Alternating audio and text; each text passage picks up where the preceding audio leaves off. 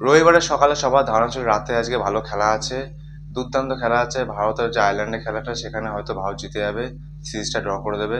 আরেকটা যে খেলা আছে ভারত বনাম অস্ট্রেলিয়া মেয়েদের খেলা, সেখানে ভারত জিততে পারলে নকআউটে চলে যাবে, অর্থাৎ সেমিফাইনালে চলে যাবে। আর যদি হেরে যায় তাহলে এই বছরের মতন গল্প শেষ হয়ে যাবে। সবাই এই আশা নিয়ে বেঁচেছিল। কিন্তু সন্ধে হতে হতে যখন খেলাটা শুরু হলো, ভারতীয় মেয়েরা তো ভালোই খেলছিল, কিন্তু ভারতীয় ছেলেরা ওদিকে দেশ রান করতে গিয়ে হাঁপিয়ে যাচ্ছিল।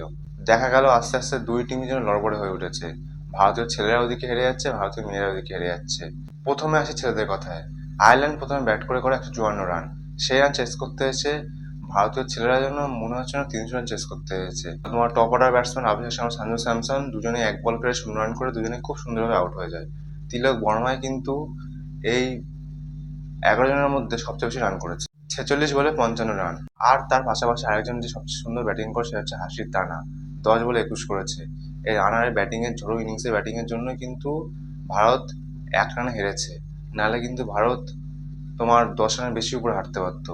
আর অপরদিকে ভারতীয় মেয়েরা, ওরা প্রথমে ব্যাটে গিয়ে করে 170 রান 4 উইকেটে বিনিময়। সেই রান অস্ট্রেলিয়ান মেয়েরা খুব সহজে চেস করে দেয়। 19 ওভারে 170 রান চেস করে অস্ট্রেলিয়া সেমিফাইনালে চলে গেছে। ভারতীয় মেয়েদের গল্প এই বছর মতন সমাপ্ত হয়ে গেছে টি-20 বিশ্বকাপে। এইরকম একটা দিন হয়তো কবে এসে শেষ আমার মনে নেই।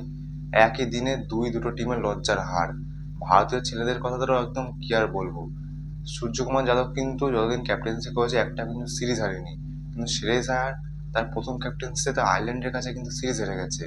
আয়ারল্যান্ড কিন্তু ব্যাটিংয়ে ভালো করেছে, ফিল্ডিংয়ে ভালো করেছে, বোলিংয়ে ভালো করেছে। সিরিজ শুরু হওয়ার আগে হয়তো সবাই ভারতবাসীর ধারণা ছিল না যে আয়ারল্যান্ডের কাছে হেরে যাবে ভারত। সবাই ভাবছিল হয়তো যে জিতে যাবে, খুব ইজি জিতে যাবে আয়ারল্যান্ডের কাছে, কিন্তু সেই আয়ারল্যান্ডের কাছে লজ্জাহার হয়ে গেছে। এত এক্সপেরিমেন্টের পর এক্সপেরিমেন্ট করে গৌতম গম্ভীর টিমটাকে শেষ করে দিয়েছে।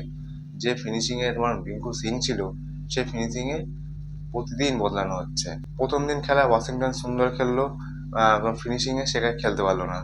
আগের দিন দেখি নতুন একটা প্লেয়ার ডেবিউ করলো, সুরিয়ান সিদ্দিকি। সে বোলিংয়ে গিয়ে 2 ওভারে 25 রান খেয়েছে, আর ব্যাটিংয়ে গিয়ে 5 বলে 1 রান করেছে। হার্দিক পান্ডিয়া টি-20 টিমে না থাকলে যে কতটা বড় ক্ষতি হয়ে যাচ্ছে সেটা হয়তো সবাই বুঝতে পারছে এবার। রিঙ্কু সিং, হার্দিক পান্ডিয়াকে টিমে লাগবেই, নাহলে কিন্তু ভারতীয় টিম ভবিষ্যতে আরো গেল।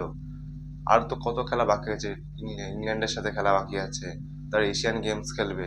এই যে টিমের ছিঁড়ি, এই খেলতে গেলে তো ওখানে আরো কত টাবর টাবর টিম আছে, সেখানে তো হেরে যাবেই। আগের দিন বেশিরভাগ সবাই এক আউট হয়েছে এজ লেগে, মারতে যাচ্ছে অফ সাইডে, ব্যাটে লেগে উইকেট ঢুকে যাচ্ছে। আর আগের দিন কিন্তু আমাদের সকলের প্রিয় ব্রেন স্টোক টেস্ট ক্রিকেট থেকে অবসর নিয়ে নিয়েছে। নিউজিল্যান্ডের সাথে তিনি লাস্ট টেস্ট ম্যাচ খেললেন, এবার তিনি আর কোনোদিন টেস্টে খেলবেন না।